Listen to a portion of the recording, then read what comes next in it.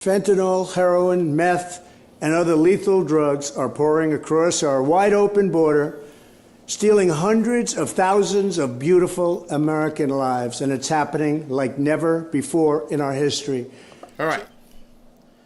The theme here is he keeps telling people what's going to come, and then he's doing it. What you're watching right now is a campaign video on his website.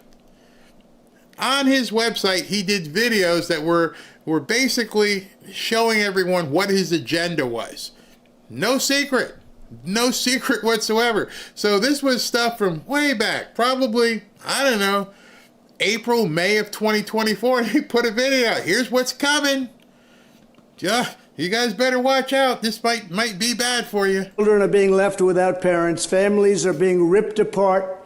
Communities are being decimated.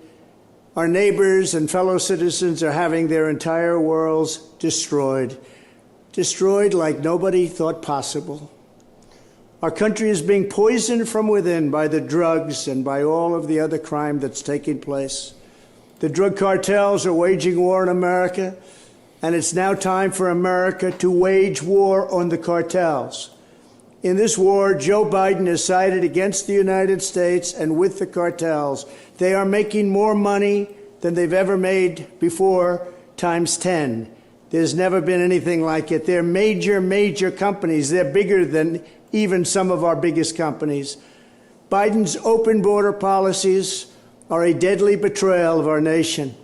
When I am president, it will be the policy of the United States to take down the cartels, just as we took down ISIS and the ISIS caliphate, and just as, unlike the situation we're in today, we had a very, very strong border, the strongest border, in fact, in the history of our country, and drugs were at a low of 45 years. There's been nothing like what we did just 2 years ago. We will show no mercy on the cartels. Every day. You're hearing this. We will when I am president, we will show no mercy on the cartels. Again, the man is calling his shot like Babe Ruth. He's pointing out at the wall of the stadium, and he's getting ready to take one out. I've never seen anybody who does what he's been doing in terms of calling his shot. At this point, all of his adversaries should be going back and looking at all his old videos, because now you know what's coming. Now you understand what he's going to do. And if you haven't seen today what he did about this, well, that's about to show you that too. Drug traffickers are using the waters of our region to ship their lethal poisons to America, killing so many of our people and ruining families. In addition to restoring strong border security, I will deploy all necessary military assets, including the U.S. Navy, to impose the full naval embargo on the cartels. I did that before, and it worked. What we did was incredible. We will guarantee that the waters of the Western Hemisphere are not used to traffic illicit drugs to our country. Furthermore, I will order the Department of Defense to make appropriate use of special forces, cyber warfare, and other overt and covert actions to inflict maximum damage on cartel leadership, infrastructure, and operations.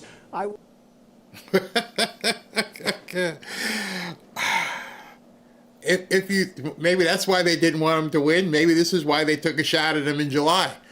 He flat out told you, here's what's coming. And I'm sure everyone's like, he can't do all that. Okay, you sure now, huh? Mm-hmm.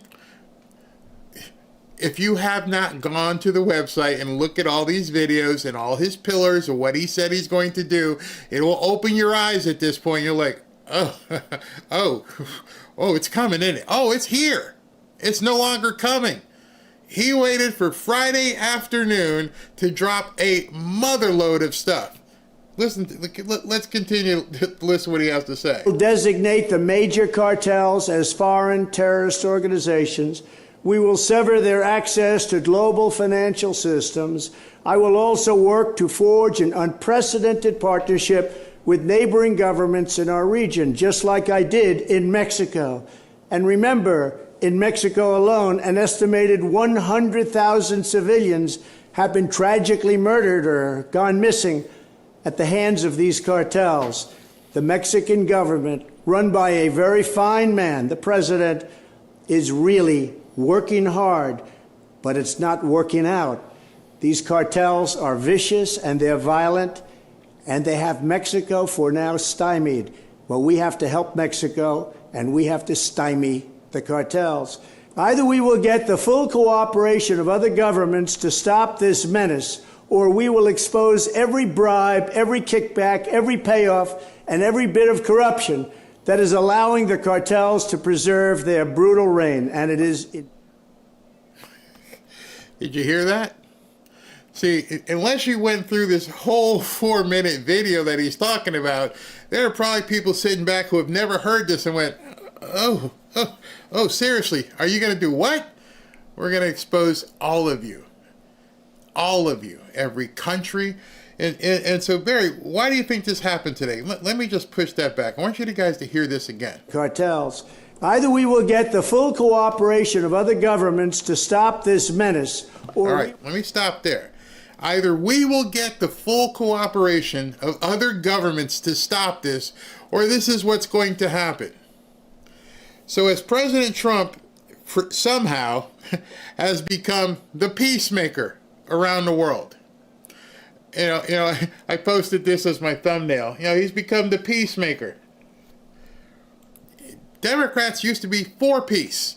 The Democrats used to be a party that, imagine you know heaven, peace, the sit-ins. They were the party of peace.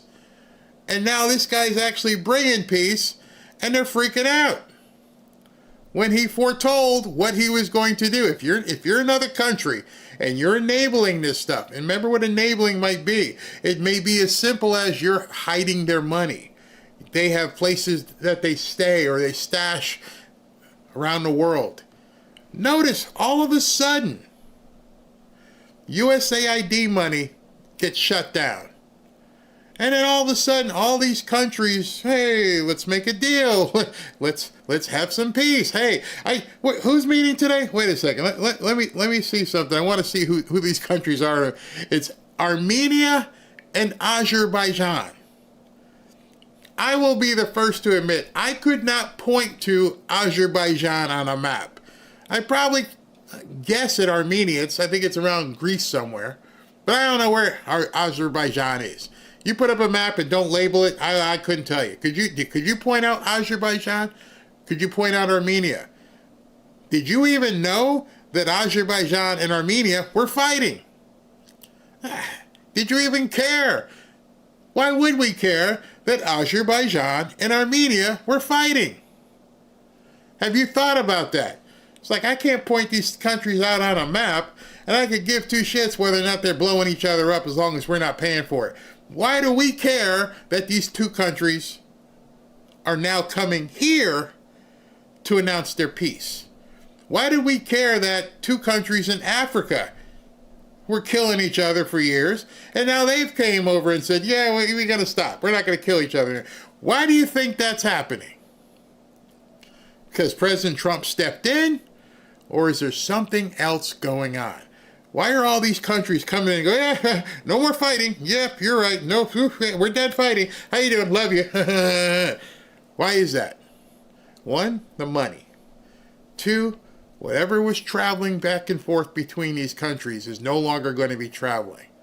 Three, obviously the big one is you can't sell to America. But I don't know the last time I bought anything from Azerbaijan, so I'm not sure that's a big importer. So there has to be something else. And one of the biggest things that has moved internationally, in addition to drugs, is what? Kids.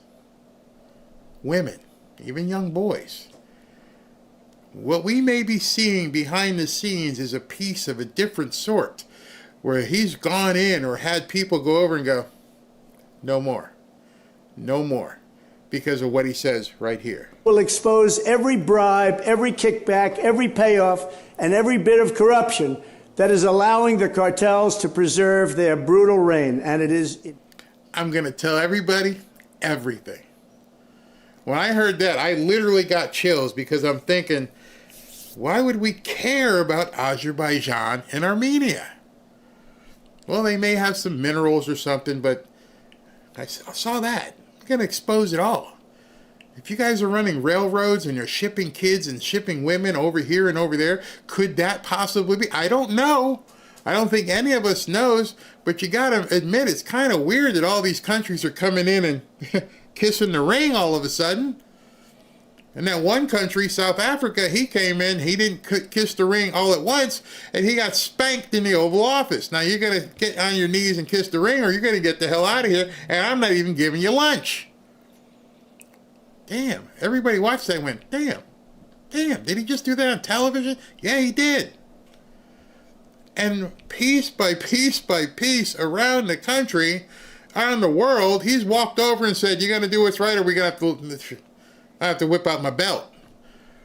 And, Iran, boom. There's only one left, basically. It's not Putin. They're going to have to figure out what they're doing with Netanyahu. We'll get to that. But other than that, Syria, they're all getting put in order. How could have there been never another president who was able to put all these people in their place and get them to come to Washington and go to the Oval Office and bend the knee? What did he have on these countries? What have we had on them for years? We'll never know. And if we listen to what Dan Bongino said and some of the things that he said in that cryptic tweet, maybe we should know. But you have to wonder at this point, what did they have on all these people? These leaders of other countries coming in all of a sudden, within 7 months of him being president, going, yes, Donald, yes, shake the hand. I want you to remember that. Indeed brutal. Finally, as I have said before, I will ask Congress to pass legislation ensuring that drug smugglers and human traffickers receive the death penalty. I will ensure that traffickers of all sorts will receive the death penalty. This was, again, I think this was maybe April or May of last year. And I just see the parallel. People just don't acquiesce. People just don't all of a sudden, find Jesus this way. Cartels and their allies in the Biden administration have the blood of countless millions on their hands. Millions and millions of families and people are being destroyed. When I'm back in the White House, the drug kingpins and vicious traffickers will never sleep soundly again. We did it once, and we did it better than anybody else. There's never been a better border than we had just 2 years ago.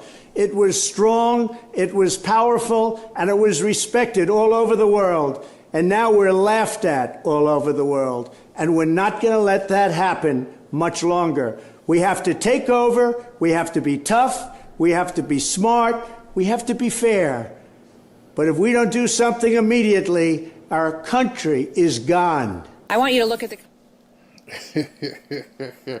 Oh, yeah, this guy, he's just running for a campaign. Blah, blah, blah, blah. Orange man just talking. Yeah, that's all he was doing.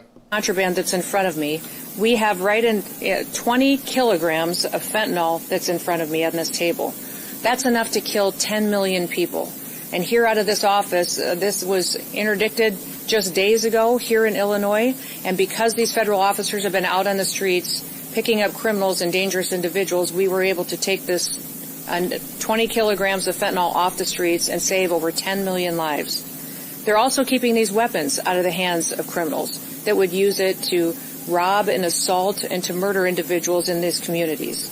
Unfortunately, all of the politicians that have spoken out against their efforts, their desire appears to be that they would like to have more of this on their streets. More drugs out there for their kids and families to be victimized. More guns out there committing crimes. That is not the work that we do in ICE. The work that we do is to protect people and make sure that we remove these weapons and drugs off of our streets and hold those criminals accountable who would go forward and continue to use that to harm individuals. Today, the Department of Justice and State Department are announcing a historic $50 million reward for information leading to the arrest of Nicolas Maduro. Maduro uses foreign terrorist organizations like TDA, Sinaloa, and Cartel of the Suns to bring deadly drugs and violence into our country. To date, the DEA has seized 30 tons of cocaine linked to Maduro and his associates, with nearly 7 tons linked to Maduro himself, which represents a primary source of income for the deadly cartels based in Venezuela and Mexico. Cocaine is often laced with fentanyl, resulting in the loss and destruction of countless American lives. The DOJ has seized over $700 million of Maduro. Okay, I wanted you to stop there because there are actually people bitching on X about putting out a $50 million reward. Why are they spending $50 million to bring in this guy? Well, before I get into all that, let me just tell you, if you were listening, we're not paying for it. They seized $700 million of his money. Boats, yachts, planes, trains, and automobiles. $700 million of his money. And they're going to spend $50 million to bring him in. Linked assets, including 2 private jets, 9 vehicles, and more. Yet Maduro's reign of terror continues. He is one of the largest narco traffickers in the world and a threat to our national security. Therefore, we've doubled his reward to $50 million. Under President Trump's leadership, Maduro will not escape justice, and he will be held accountable for his despicable crimes. If you have any information to bring this criminal to justice, call 1-202-307-4228 or go online. There's people that are cooking Maduro's food. There are drivers that are driving Maduro around who are like, what? What's that number, bro? 1-800-CATCH-A-FOOL. Yeah. Oh, yeah. I'm right. He's right. I just dropped him off at the McDonald's. Yeah. He's right here. Yeah. 50 million. Yes. 50 million? This guy won't be able to take a poop. Because at that point, while he's pooping, somebody's going to be dropping dime on him. $50 million on his head. Notice she didn't say that leads to the conviction. Often you hear rewards, they will say, $50 million for your information that leads to the arrest and the conviction. No, just bring it. Just tell us where he is. You get $50 million just to locate him.